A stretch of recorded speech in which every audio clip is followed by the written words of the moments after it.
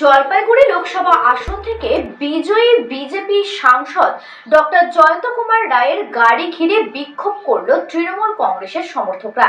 এই উত্তেজনার ঘটনা ঘটেছে শিলিগুড়ি পুলিশ কমিশনারের অধীনে এনজেপি স্টেশন সংলগ্ন এলাকায়। সাংসদ যখন ওই পথ দিয়ে যাচ্ছিল তখন একদল তৃণমূল কর্মী ও সমর্থক তার গাড়ি ঘিরে ফেলে।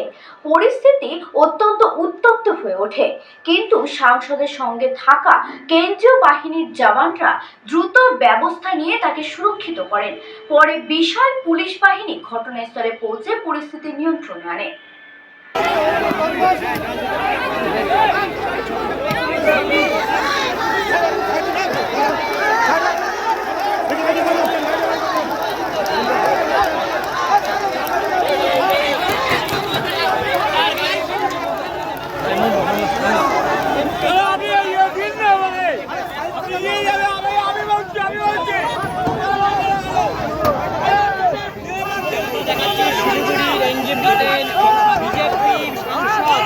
জয়ন্ত রায়ের গাড়ি আটকে দিয়েছে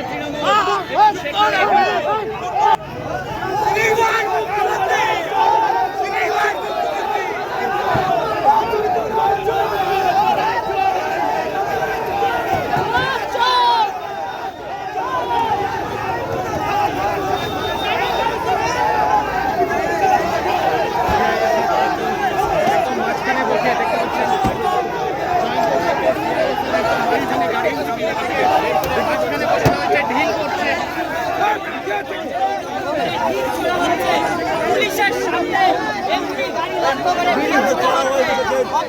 কোনো ব্যবস্থা নিতে দেখা যাচ্ছে না। স্যার